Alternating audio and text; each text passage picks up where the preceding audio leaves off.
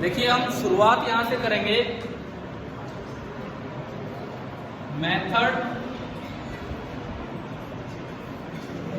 To find the refractive index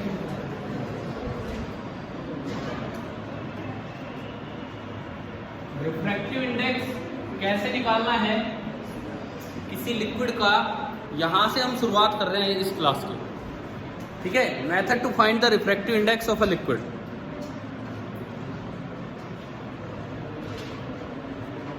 देखो सबसे पहली बात आप क्या करेंगे, आप चुप बैठेंगे, चुपचाप बैठो यार, इधर देखो तभी तो समझ आएगा। आपने क्या किया, एक प्लेन मिरर लिया, एक प्लेन मिरर आपने लिया और उसके ऊपर, प्लेन मिरर के ऊपर आपने कोई ग्लास लेंस रख दिया, लेकिन बीच में लिक्विड डालते हुए, बीच में लिक्विड भरते हुए, जैसे इतने पोर्शन में मैंने कोई लिक्विड भर दिया और मैं इसके ऊपर रख रहा हूँ ग्लास का लेंस, तो वो अपनी शेप ऐसे तो बना ही देगा। ठीक है, और यहाँ पे हाँ जी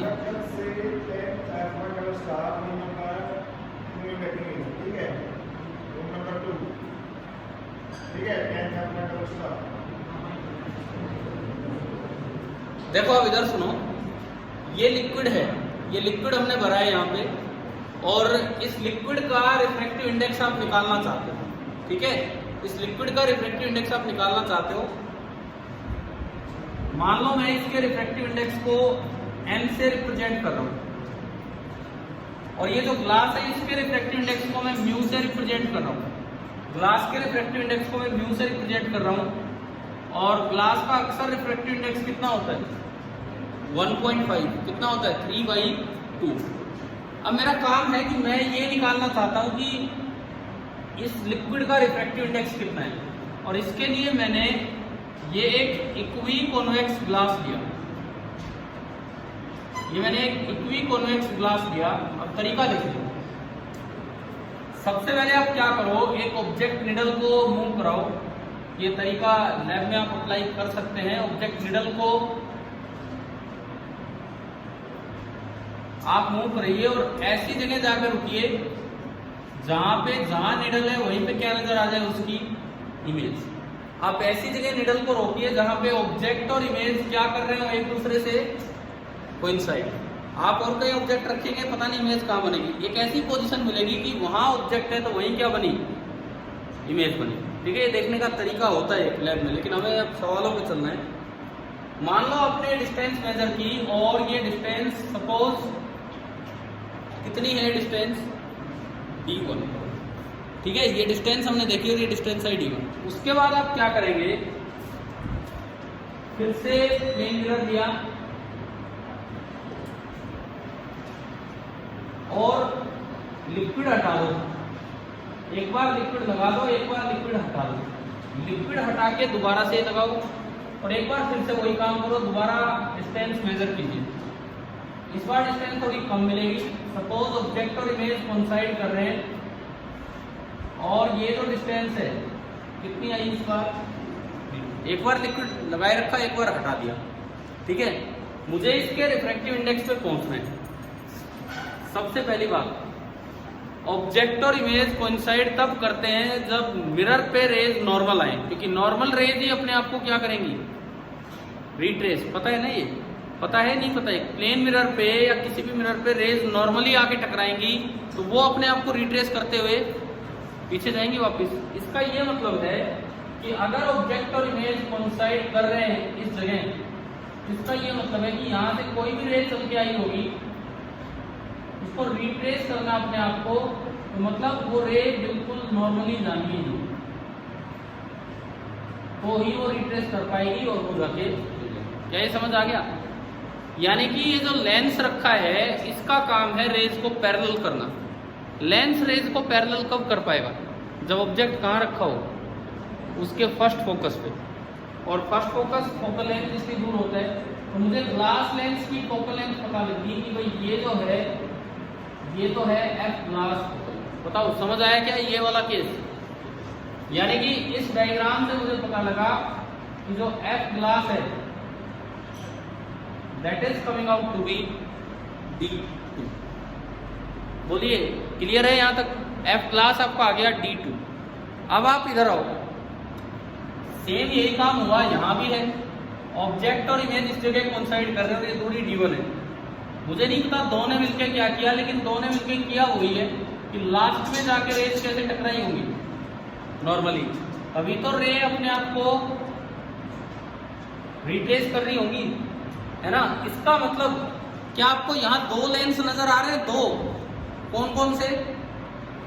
एक ग्लास लेंस और एक लिक्विड लेंस। लिक्विड भी तो एक प्लेनो कॉन्केव लेंस बन गया यहाँ। एक तो ग्लास लेंस है वो ऐसा है इक्वी कॉन्वेक्स, और एक बना प्लेनो कॉन्केव लिक्विड लेंस, ठीक है। तो इस बार बताओ इन दोनों का जो कॉम्बिनेशन है उसकी फोकल लेंथ कितनी है? D1। यानी कि यहां से मैं ये कह सकता हूं कि जो F इक्विवेलेंट है glass lens plus liquid lens, वो कितना है? D1। और अगर दो लेंस कॉन्टेक्ट में होते हैं तो इक्विवेलेंट फोकल लेंथ का क्या फॉर्मूला होता है? 1/F इक्विवेलेंट मतलब 1/D1 is equal to 1/F liquid, वो हमें पता नहीं है, प्लस 1/F ग्लास, और वो कितना है? D2। तो क्या मेरे पास F लिक्विड आ गया यहाँ से? 1/F लिक्विड की वैल्यू आ गई कितनी? 1/D1 माइनस 1/D2, और you can say D1 D2 और D2 माइनस D1। ये नेगेटिव आया कि पॉजिटिव आया? नेगेटिव। D2 कम है और D1 ज्यादा है, नेगेटिव आया क्योंकि वो प्लेनो कॉन्केव टाइप लेंस है, ठीक है। मुझे लिक्विड के रिफ्रैक्टिव इंडेक्स तक पहुंचना है। अगला काम, आपको ग्लास की फोकल लेंथ पता लग चुकी है, इससे इसका रेडियस निकाल लो। ये जो ग्लास लेंस है, ये जो भी ग्लास लेंस है ये इक्वी कॉन्वेक्स है, मतलब दोनों साइड का रेडियस क्या होगा? सेम होगा। कोई भी डायरेक्शन आप पॉजिटिव मान सकते हो फोकल लेंथ निकालने के लिए। ये फर्स्ट सरफेस, ये सेकंड सरफेस। फर्स्ट का सेंटर यहाँ पॉजिटिव साइड तो R1 तो R हो गया, सेकंड का सेंटर नेगेटिव साइड तो R2 कितना हो गया? -R। ग्लास का रिफ्रैक्टिव इंडेक्स कितना? 3/2। लगाओ जी फॉर्मूला, क्या बनेगा?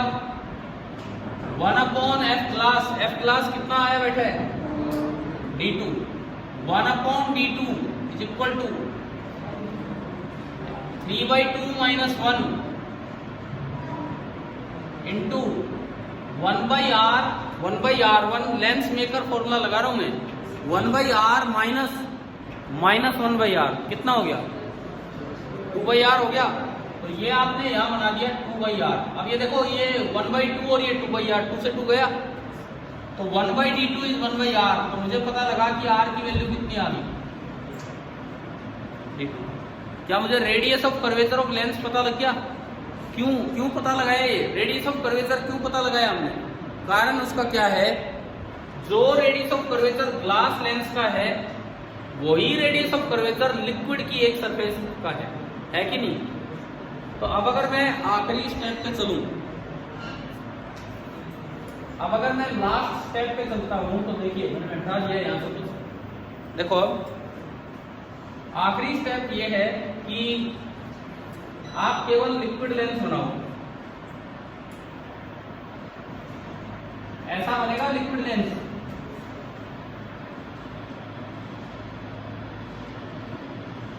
और इस पहले मान लो ये डायरेक्शन पॉजिटिव है, कोई भी मान सकते हो, तो पहली सरफेस का जो रेडियस है वो तो इधर आएगा, तो R1 तो -R हो गया।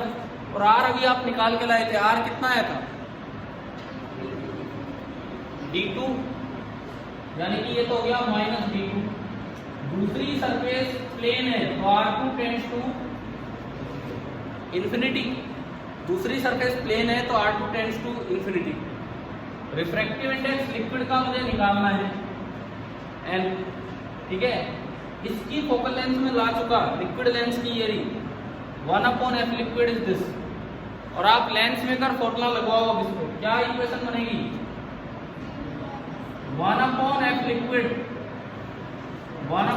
Liquid is equal to n minus 1 by R1 minus R minus 1 by R2 infinity, जो कि हो गया 0।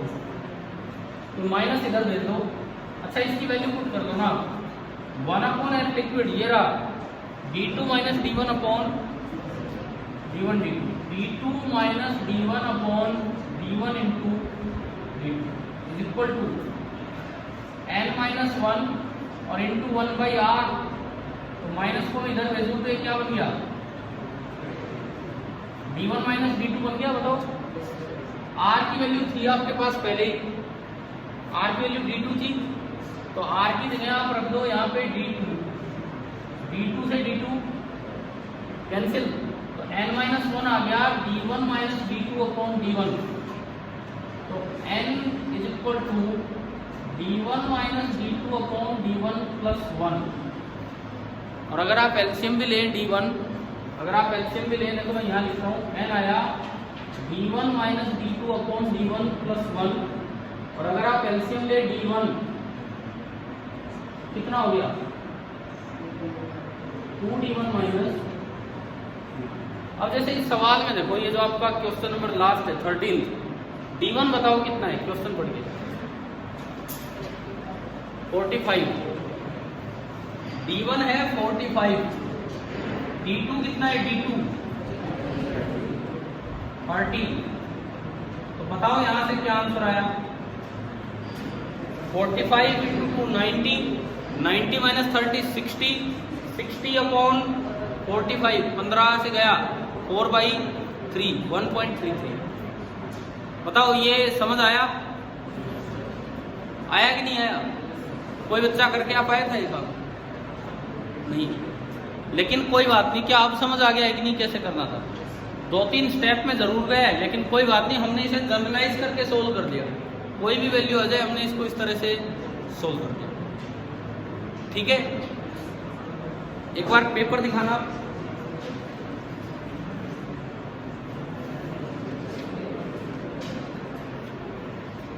अब एक बार ये सुनिए, ये जो आपका टेस्ट नंबर 2 था इस सीरीज का, पहले जो 5 सवाल हैं, पहले 5 सवाल 2020 एनटीएससी के हैं, अलग अलग रीजन्स के। मतलब जो पिछला एनटीएससी अभी हुआ था ना, अभी जो इसी साल हुआ वो वाला खत्म हुआ, जो पिछली साल एंड में हुआ था, तो उसके हैं पहले 5 question. Question number 1, scattered light की फ्रीक्वेंसी सेम है इंसिडेंट लाइट की जो है, तो ये इलास्टिक स्कैटरिंग है कि इनइलास्टिक? इलास्टिक स्कैटरिंग कौन सी थी, किसने दी थी? रेले स्कैटरिंग। इनइलास्टिक होती तो रमन स्कैटरिंग होती, याद रखना आप। इलास्टिक होती है रेले स्कैटरिंग और इनइलास्टिक होती है तो रमन स्कैटरिंग। आपके उस पेपर में जो 4 ऑप्शन थे वो ऐसे लिखे थे, Raman line, Rayleigh line, Stokes line, anti Stokes line. तो आपको रेले लाइन बोलना था, ये था, मैंने थोड़ा सा चेंज किया है ना। सेकंड, एक बच्चे का मैसेज आ रहा कल, बोला सर 9/8 है आंसर, तो 8/9 कैसे दिया? उस एनटीएससी पेपर में 9/8 है, क्योंकि उसमें पूछा था refractive index of glass with respect to water. मैंने पूछ लिया water with respect to glass, तो भाई आंसर थोड़ी याद करना है, कर लोगे ना? ये तो आता होगा कैसे करते हैं किसी के रिस्पेक्ट में। थर्ड, आपकी एनसीईआरटी की लाइन है ये, लेकिन ये इस तरह से ही आया। उस पेपर में बस ये दिया था, पहले सिंगल आई फिर डबल आई। मैंने पहले बोथ आईज लिख दिया फिर 1 आई लिखा, और कुछ नहीं। आता है आपको 180 तो दोनों के लिए और 150 एक के लिए। Field of view. फोर्थ, इस बार एनटीएससी का एक बड़ा आसान सवाल था ये, splitting of white light into component, क्या बोलते हैं इसे हम? डिस्पर्जन। फिफ्थ, ये भी इस बार के एनटीएससी का, देखो इससे एक चीज देखो यार, कितने थ्योरेटिकल सवाल आ रहे हैं, छोटी छोटी बातें पूछी जा रही है। मोस्ट ऑफ द रिफ्रैक्शन या बेंडिंग कहाँ होती है? जब आंख में लाइट आती है, कॉर्निया। उसमें जो राइट ऑप्शन था वो लिखा था आउटर सरफेस ऑफ कॉर्निया। मैंने थोड़ा थोड़ा ऑप्शन चेंज किया था, लेकिन ये आपको पढ़ाया हुआ था ना पहले, कॉर्निया से होता है ना। हाँ, पहले 500 सवाल इसी साल के एनटीएससी के थे। क्वेश्चन नंबर 6, भैया मास्क का नाजायज फायदा ना उठाएं। मतलब पता तो लग नहीं रहा कौन बोल रहे, यूं लगा के देख मेरी तरफ रहे हैं, मतलब यूं भी नहीं पड़ोसी की तरफ देख रहे, मेरी तरफ देख रहे, मुझे तो अंदाजा ही नहीं होगा कौन बात कर रहे थे। देखो अब सुनो, सवाल नंबर 6 जो है वो आपके पुराने एनटीएससी जो अपने स्कूल के सेट पेपर चल रहे थे उनमें से दिया था मैंने, किया हुआ है ना ये तो। 7th, इसके बारे में बड़े कल मैसेज आए, बोले सर ये क्या कर दिया आपने, बोले एनसीईआरटी में तो 10 से 15 मिनट दिए। फिर मैंने कहा यार लाइन पढ़ो क्या दिया है। एक का मैसेज आया सर एनसीईआरटी में 4 से 6 घंटे दिए। अरे तो यार वो किस लाइन के साथ दिया है ये भी तो पढ़िए। मैंने लाइन्स को इंटरचेंज किया है वहाँ पे, समझ गए हो ना। वहाँ से अगर आप वो पैराग्राफ पढ़ोगे तो आपको आंसर मिल जाएगा। 8th और 9th वो 2 सवाल हैं जो पिछले संडे जब 2 घंटे क्लास हुई थी उनमें से रिफ्रैक्शन वाला काम जब चला तो ग्राफ डिस्कस हुआ था, डिस्पर्जन ना डेविएशन का इंसिडेंस के साथ, उसमें हुए थे। 10th क्या हमने पढ़ा है, डिस्प्लेसमेंट मेथड में minimum distance between object and screen कितना होना चाहिए, 4f, है ना। अब यहां दिया है कि फोकल लेंथ है 10 सेंटीमीटर, तो मिनिमम डिस्टेंस होना चाहिए 40 से कम होगा तो एक भी इमेज नहीं मिलेगी, एक भी पोजीशन नहीं मिलेगी लेंस की। 40 होगा तो एक ही मिलेगी और 40 से ज़्यादा होगा तो 2 मिलेंगी। तो इसमें घुमा फिरा के तीनों बातें गलत कर रखी। आ रहा है कि नहीं आ रहा है समझ कैसे किए। क्वेश्चन नंबर 11th हो गया, शायद पहले करवाया हुआ है या पहले दिया हुआ है ना, स्नेल्स लॉ लगाना था। 12th बताओ, स्लाइड प्रोजेक्टर हो गया, सभी से हो गया ना 12th। मतलब पहले u देखना है, u है -500, f देखना है, f है 10, वहां से v निकालोगे तो वो आएगा 49/500, फिर m निकालोगे v/u करके वो आएगा -49, यानी कि इमेज 49 गुना बड़ी बनेगी और उल्टी बनेगी। तो अगर 2/2 की थी तो 49 से मल्टीप्लाई कर दो, 98/98 की बनेगी। अभी बताओ ये पेपर तो हुआ, समझ आ गया, ठीक है लीजिए। अब भाई देखो इधर सुनो, आपका परसों जो पेपर है उस सीरीज में वो है 9th के सिलेबस का, work and energy and gravitation. जो अगले टेस्ट का 9th का syllabus, work and energy and gravitation, ठीक है। कल हम कुछ revision work and energy gravitation पे लेंगे, लेकिन आज थोड़ा करंट वाले पार्ट पे चलते हैं क्योंकि अगले टेस्ट में यही सब आ रहा है आपका, ठीक है। आप ये बताओ, हम अगर करंट से शुरुआत करें,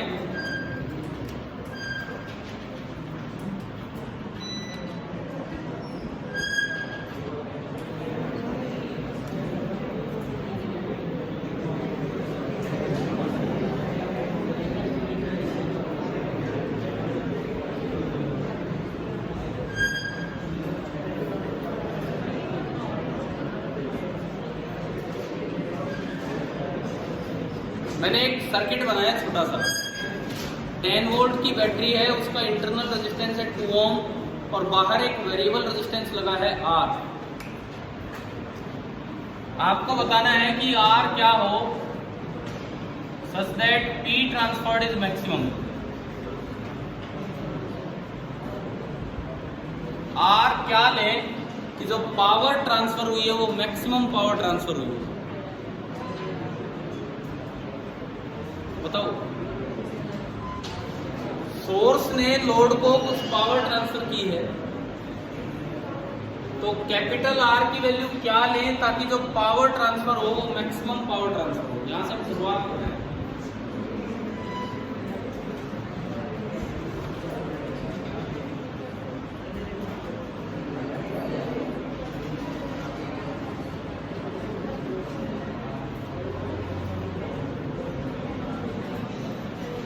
डस्टर नहीं है,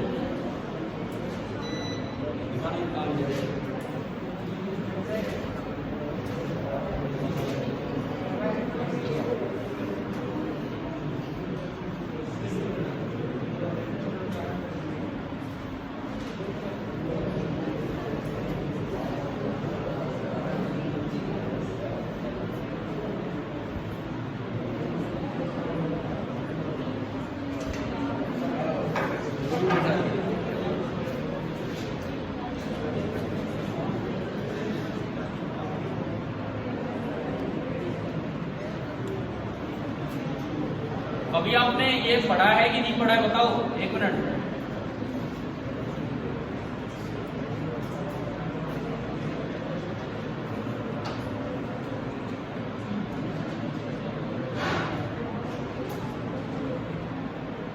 मैक्सिमम पावर ट्रांसफर थ्योरम नहीं पढ़ा ये? सुनिए क्या है, सुने। एक कोई भी ऐसा सर्किट हो कि ये लोड है और ये सोर्स है,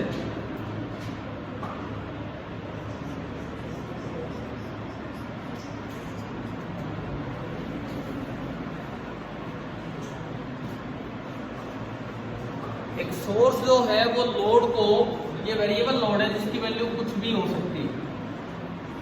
एक सोर्स लोड को कब मैक्सिमम पावर ट्रांसफर करता है, इसके बारे में ये ग्राफ है, देखिए।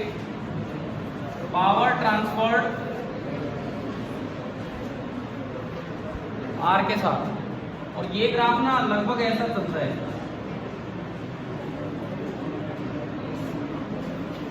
मतलब पावर ट्रांसफर्ड मैक्सिमम तब होती है जब कैपिटल आर की वैल्यू कितनी हो, small R. Power transferred maximum तब होती है जब कैपिटल आर की वैल्यू स्मॉल आर हो। और कितनी पावर ट्रांसफर होती है मैक्सिमम, वो भी मैं बता देता हूँ यहाँ पे, E²/। और इसमें एक और भी रिजल्ट है, अगर कोई कम पावर है P0, तो वो दो अलग अलग वैल्यूज पे ट्रांसफर होगी। एक बार R1 और एक बार R2। क्या ग्राफ आपको बता रहा है R1 R2 दोनों पे सेम पावर ट्रांसफर हो रही है ना? R1 जो है वो R से छोटा है और R2 R से बड़ा है। तो एक रिलेशन और होता है कि इन दोनों का प्रोडक्ट जो होता है दैट इज R2। ये होती है मैक्सिमम पावर ट्रांसफर थ्योरम। अच्छा, वैसे पावर ट्रांसफर्ड है कितनी, हम बार बार बोल रहे हैं पावर ट्रांसफर्ड। पावर ट्रांसफर्ड जो होगी दैट इज I² × R। या अगर करंट I चला है तो जो पावर ट्रांसफर्ड होगी that will B I² × R। और अगर आप I लिखें, इस सर्किट का I होगा E/R + R। तो जो पावर ट्रांसफर होगी that will be E² / R + R का whole square into capital R। ये है पावर ट्रांसफर।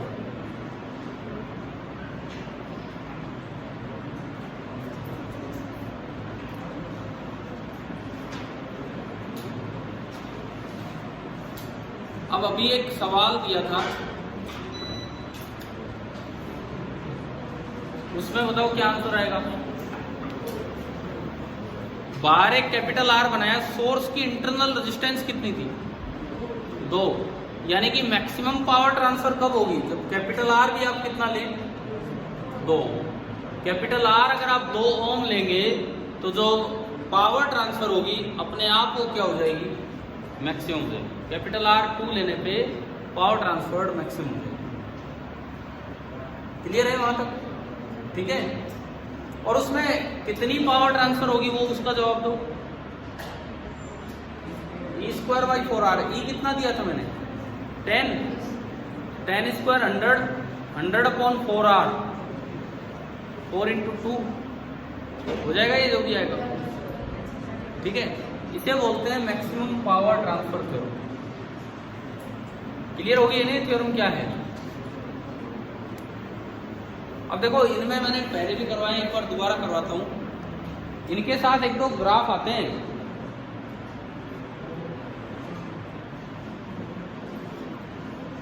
ये सर्किट है, ये तो हो गया रेजिस्टेंस वाला। अच्छा, ये फॉर्मूला भी यूज हो सकता है। कभी सवाल में आ जाए कि 1 ओम रजिस्टर पे इतनी पावर ट्रांसफर हो रही है, तो बताओ दूसरी वैल्यू क्या ले ताकि सेम पावर ट्रांसफर हो। तो R1 तो ले लिया 1, R2 आपको निकालना है और उनका प्रोडक्ट किसके बराबर कर दो, R आपको दे रखा होगा सोर्स का इंटरवल। समझ आया कैसे करना है? जैसे वही सेम क्वेश्चन, और उसमें यूं आ जाए कि 1 ओम रेजिस्टेंस अगर आपने लिया एक्सटर्नल तो इतनी पावर ट्रांसफर हो रही है, तो दूसरी वैल्यू क्या लें एक्सटर्नल रेजिस्टेंस की ताकि सेम पावर ट्रांसफर हो। तो R1 की जगह 1, R2 हमें निकालना है और स्मॉल r आपको इंटरनल रेजिस्टेंस दे रखा है उसका स्क्वायर कर देना। क्लियर है ना ये चीज? ठीक है। इसमें अब आप ये बताओ,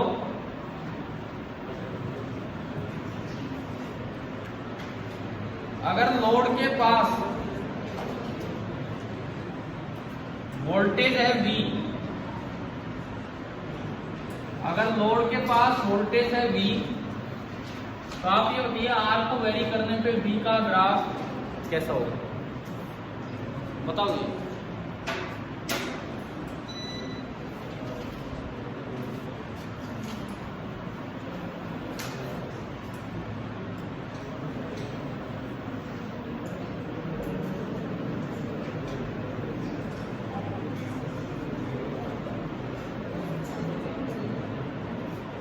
आता है ना?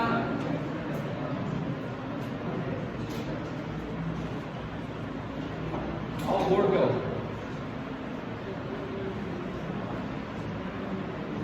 ये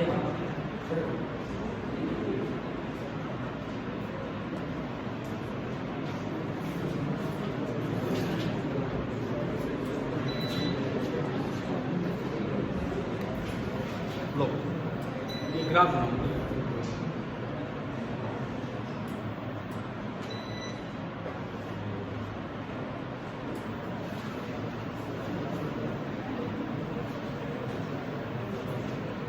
ठीक है, कहाँ तक जाएंगे? बनाओ, किसको बनाओ।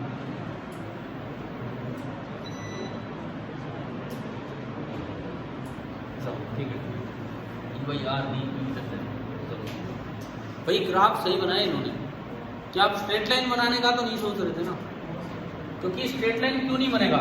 वैसे तो कोई कर सकता है, V बराबर IR होता है तो डायरेक्टली, लेकिन डायरेक्टली प्रोपोर्शनल नहीं है, वो तब होता जब I कांस्टेंट होता।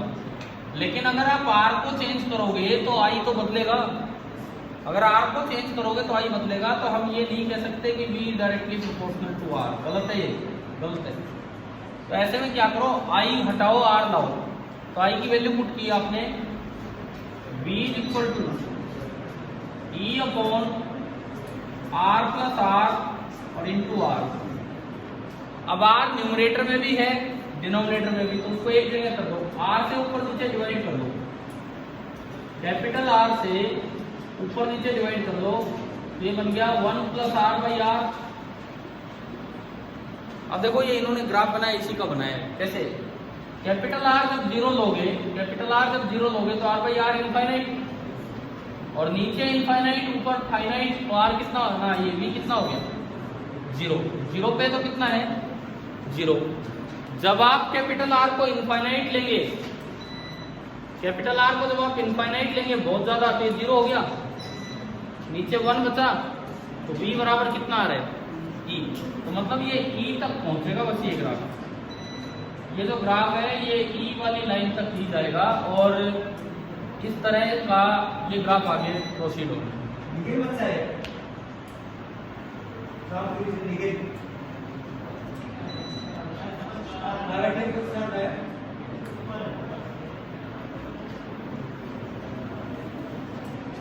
भाई ये बताओ ग्राफ आया कि नहीं आई समझ? तो इसमें एक और ग्राफ बना के दिखाओ I का R के साथ। ये तो हो गया। अब अगर I का ग्राफ पूछा जाता R के साथ तो कैसा बनेगा?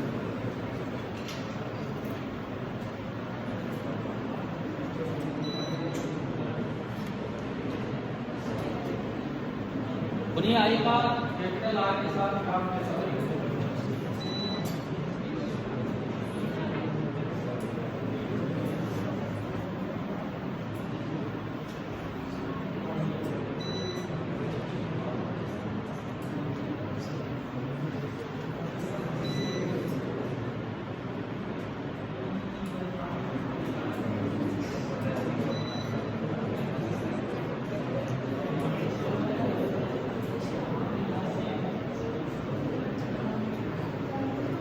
देखो ये रहा एक्सप्रेशन, इससे बनाना है। हाँ जी, अंशु बना दोगे वो?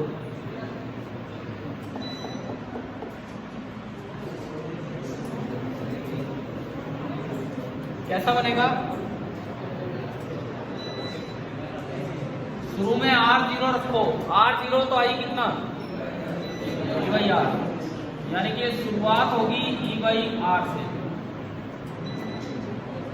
जैसे जैसे R बढ़ेगा I कम होगा, और जब R बहुत ज्यादा होगा इनफाइनाइट, तो I कितना हो जाएगा? 0। तो ये जो ग्राफ है ये नीचे की तरफ आएगा और ये ग्राफ ऐसा हो जाएगा, मतलब स्ट्रेट लाइन तो एक भी नहीं बनेगा।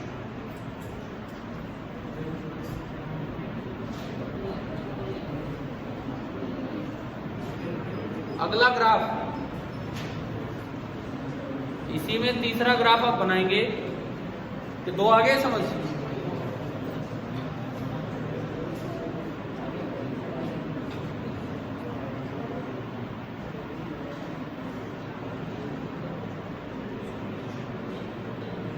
ये बनाओ V और I का ग्राफ।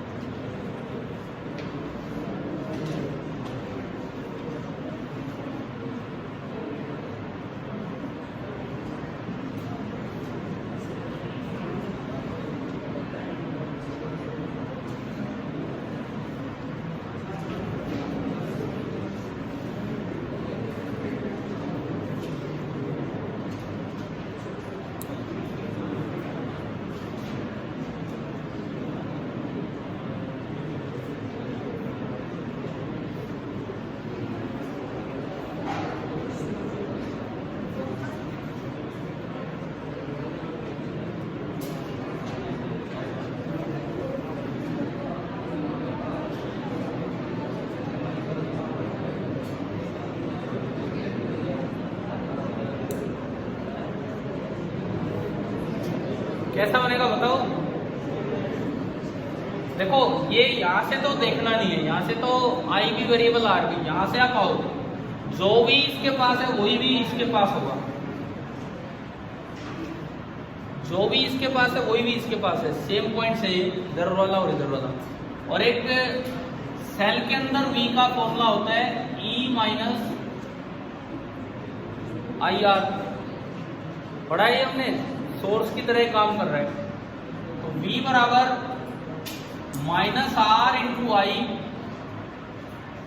Plus E. सपोज यहाँ V है ना, यहीं पे है y equal to m x plus c form आ गई, तो स्लोप तो नेगेटिव है और y इंटरसेप्ट पॉजिटिव, तो शुरू तो होगा E से, लेकिन ये ऐसा जाएगा। और जिस वक्त V 0 है उस वक्त I आ रहा है E बाई आर, ये बनेगा ग्राफ। भैया देखो दो तीन ग्राफ ध्यान से देखने बड़े कंफ्यूज हो जाते हैं।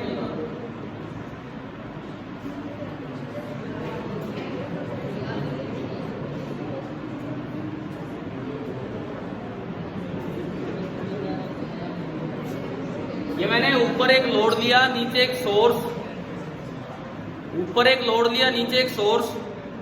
अगर पावर ट्रांसफर की बात की तो मैक्सिमम पावर कब ट्रांसफर हुई है? जब रेजिस्टेंस सेम है, ठीक है। अगर ग्राफ्स की बात करी तो हमने 3 ग्राफ बना लिए, क्लियर है ना। अच्छा, अब इस चैप्टर में जो एक और इम्पोर्टेंट काम है वो है सर्किट सोल्व करना। हम आपको कई चीजें बता चुके हैं इसमें पहले, केसीएल केवीएल कर दोगे, व्हीटस्टोन ब्रिज बताए हुए है ना। सिमेट्री का यूज, 2 तरह की सिमेट्री, एक अलोंग ए बी, एक परपेंडिकुलर टू ओ बी, एक में फोल्ड करते हैं और एक में जैसा डिस्ट्रीब्यूशन वैसा कलेक्शन। कुछ याद है क्या? ये चीजें अपनी रिवाइज करना। जैसे एक आप पोटेंशियल डिफरेंस बताओगे,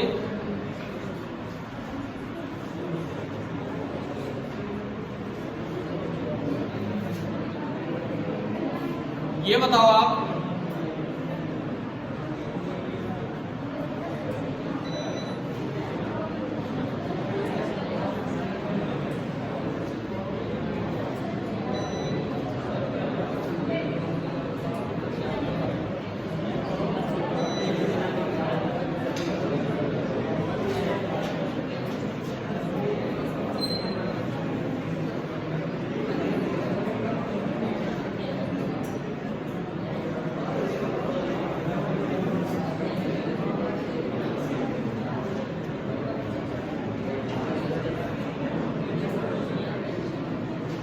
भाई ये जो आपको दिखाया गया है, this is a part of a circuit.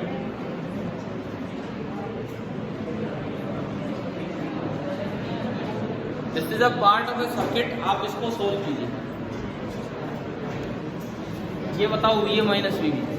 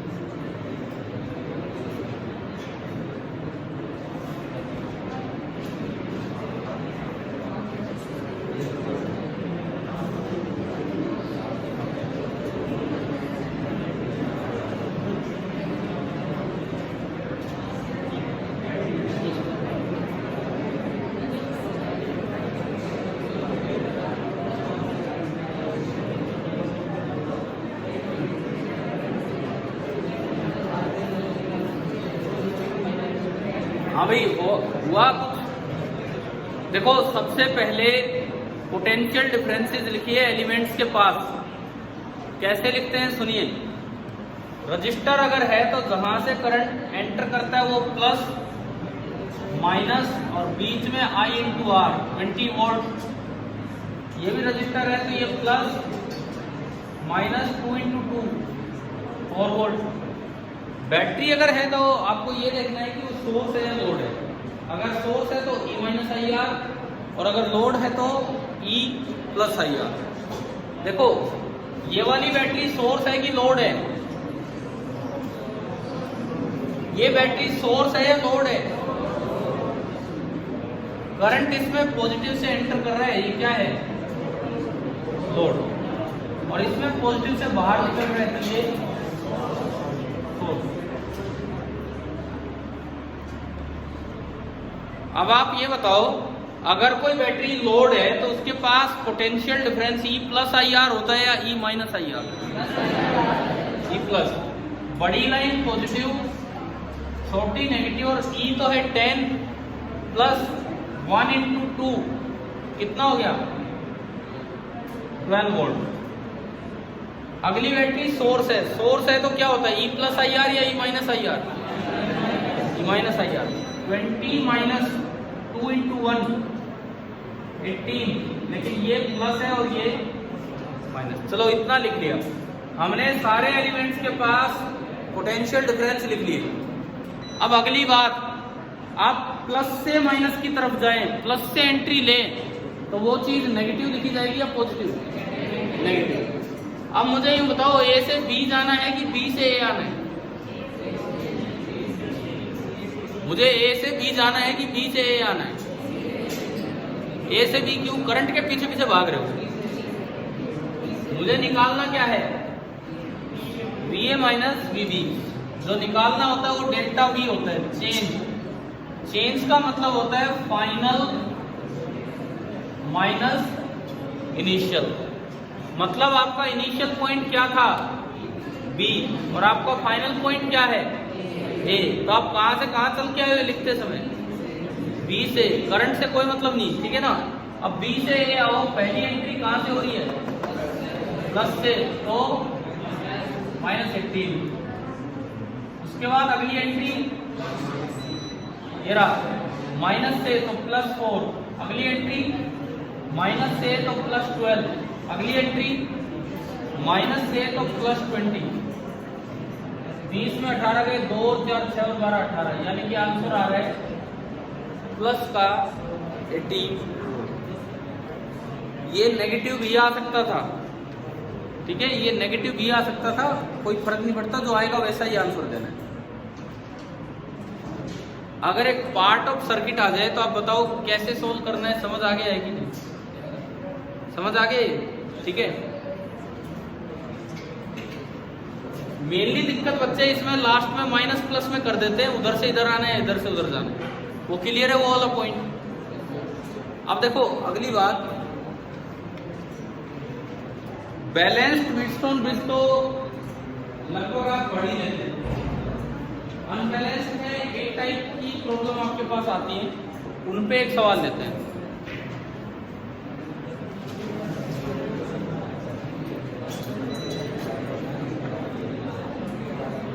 देखो भाई, देखो बातें नहीं, सुनो इधर। अरे बातें नहीं यार। अनबैलेंस्ड में एक टाइप की ये वाली प्रॉब्लम आती है,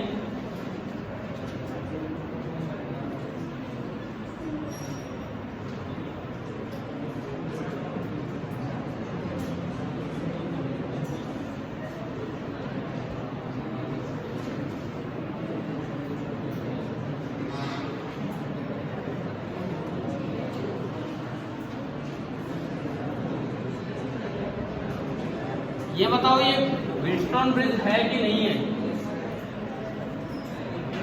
व्हीटस्टोन ब्रिज है या नहीं है?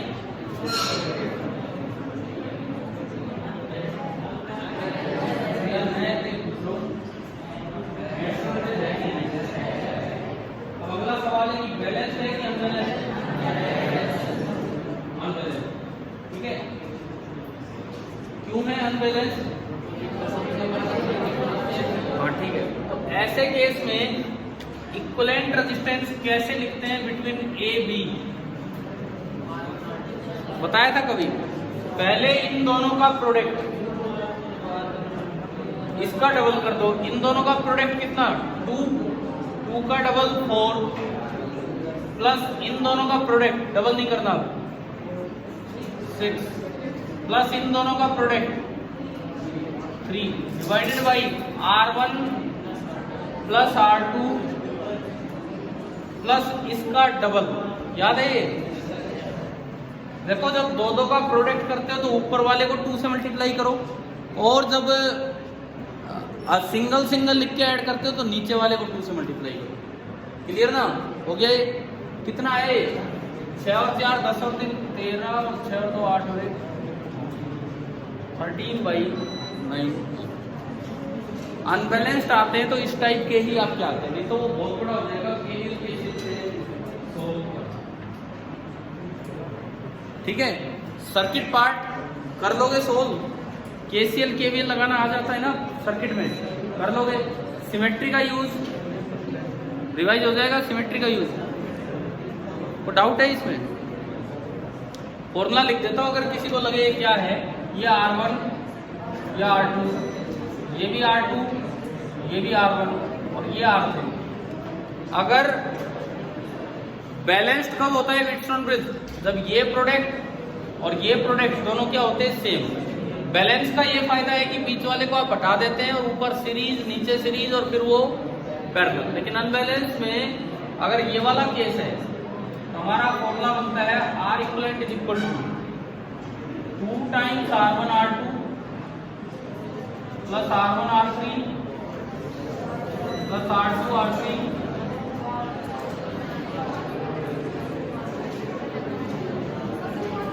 R1 plus R2 plus 2 times 1। ये फॉर्मूला है जिसका हमने अभी यूज भी किया था।